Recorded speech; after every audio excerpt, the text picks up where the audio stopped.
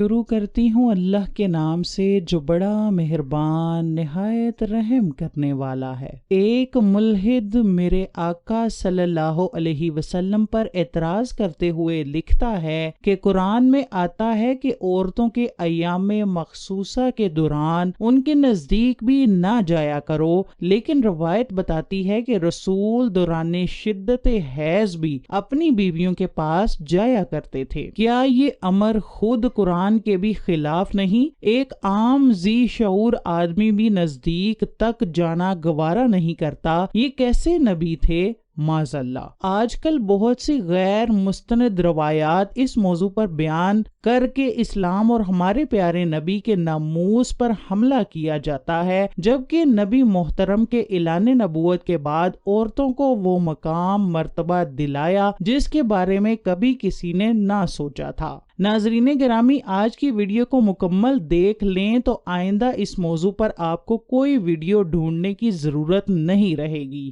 حضرت انس رضی اللہ تعالی عنہ نے فرمایا کہ جب یہودیوں کی بیویاں حیض کی حالت میں ہوا کرتی تھیں تو وہ اپنی بیویوں کے ساتھ رہنا، کھانا پینا، سونا، اٹھنا، بیٹھنا سب کچھ بند کر دیتے تھے، بلکہ انہوں نے ایک الگ جگہ بنا رکھی تھی جہاں پر وہ اپنی حائضہ کو چھوڑ آتے تھے۔ جب صحابہ کرام نے یہودیوں کی اس حرکت کے بارے میں نبی اکرم سے تذکرہ کیا تھا تو اللہ تعالیٰ کی طرف سے یہ آیت نازل ہوئی تھی جس میں نبی اکرم کو فرمایا گیا تھا کہ یہ آپ سے عورتوں کے حیض کے بارے میں دریافت کر رہے ہیں تو انہیں فرما دو کہ جب کسی عورت کو حیض ہوتا ہے تو ایسی عورت سے ہم بستری کرنے سے بالکل گریز کرو۔ جب یہودیوں کو اس بات کے بارے میں پتہ چلا تو نبی اکرم نے یہ فرمایا کہ حیض کی حالت میں بیوی سے ہم بستری کرنے کے علاوہ سب کچھ کر سکتے ہو، اس کے ساتھ رہنا، کھانا پینا، سونا سب جائز ہے۔ تو یہودیوں نے کہا کہ مسلمانوں کے نبی یہ سب صرف ہماری مخالفت میں کہہ رہے ہیں۔ یہودیوں کے منہ سے یہ باتیں سن کر سید ابن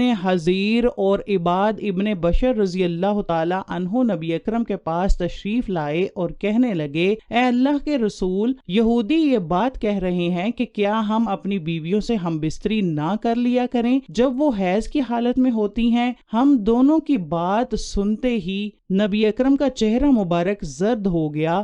ہم دونوں گھبرا گئے تھے کہ نبی اکرم ہم سے ناراض ہو گئے ہیں۔ ہم ڈر کے مارے نبی اکرم کے پاس سے واپس آ رہے تھے کہ راستے میں نبی اکرم نے ایک دودھ کا پیالہ بطور ہدیہ ہمارے لیے بھیجا تھا۔ ہم دونوں نے دودھ پیا اور ہم سمجھ گئے کہ نبی اکرم ہم سے ناراض نہیں ہیں۔ کیا حال تھا حائضہ عورت کا اسلام سے پہلے! اس بے قصور کو ایک فطری عمل پر نجس، پلید اور منحوس تصور کیا جاتا تھا۔ ساتھ بٹھا کر کھلانا تو دور کی بات، گھر سے ہی بے گھر کر دیا جاتا تھا۔ ابو سلمہ زینب بنت ام سلمہ رضی اللہ تعالی عنہا روایت کرتی ہیں کہ ایک رات میں نبی کریم کے ہمراہ ایک چادر میں لیٹی تھی کہ یکا یک مجھے حیض آ گیا۔ میں آپ صلی اللہ علیہ وسلم کے پاس سے کھسک گئی اور میں نے اپنے حیض کے کپڑے پہن لیے۔ آپ نے فرمایا کہ کیا تمہیں نفاذ آ گیا؟ میں نے کہا ہاں۔ آپ نے مجھے بلایا اور میں آپ کے ہمراہ اسی ایک چادر میں لیٹی رہی۔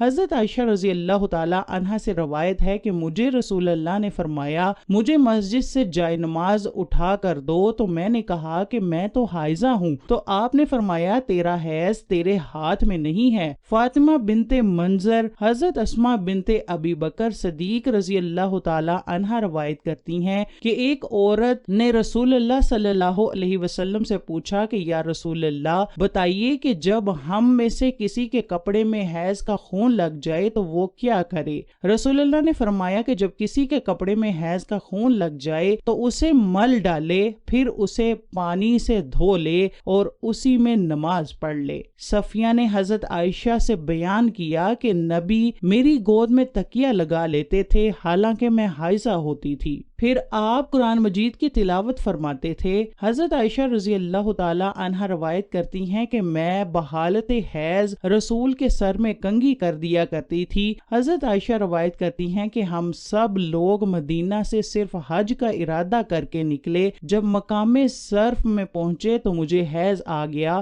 رسول اللہ میرے پاس تشریف لائے تو میں رو رہی تھی۔ آپ نے فرمایا کہ تجھے کیا ہو گیا ہے؟ کیا تجھے حیض آ گیا ہے؟ میں نے کہا جی ہاں۔ آپ صلی اللہ علیہ وسلم نے فرمایا کہ یہ ایک ایسی چیز ہے جو اللہ تعالیٰ نے آدم کی بیٹیوں پر لکھ دی ہے، لہٰذا جو کام حاجی کرتے ہیں تم بھی کرتی رہو، صرف کعبہ کا طواف نہ کرنا۔ عائشہ کہتی ہیں کہ رسول اللہ نے اپنی بیویوں کی طرف سے گائے قربانی کی۔ بخاری و مسلم میں یہ حدیث حضرت عائشہ سے مروی ہے۔ حضور صلی اللہ علیہ وسلم سے ایک شخص سوال کرتا ہے کہ میری بیوی سے مجھے اس کے حیض کے حالت میں کیا کچھ حلال ہے؟ آپ صلی اللہ علیہ وسلم نے فرمایا تہمد سے اوپر کا کل۔ ابراہیم نے اسود سے اور انہوں نے حضرت عائشہ سے سنا ہے کہ نبی اکرم کی بیویوں میں سے کسی کو حیض ہوتی تو نبی اکرم اس بیوی کو چادر باندھنے کا حکم کر دیتے تھے۔ جب وہ بیوی چادر باندھ لیتی تو نبی اکرم اس بیوی کے ساتھ سو جایا کرتے تھے۔ ناظرین گرامی، حیض والی عورت سے الگ ہو کر سونا اور اس کے اختلاط سے بچنا مکروہ ہے، البتہ ناف سے لے کر گھٹنے تک کسی حصہ سے کسی حائل پردہ کے بغیر نفع اٹھانا بھی ناجائز ہے اور گناہ ہے۔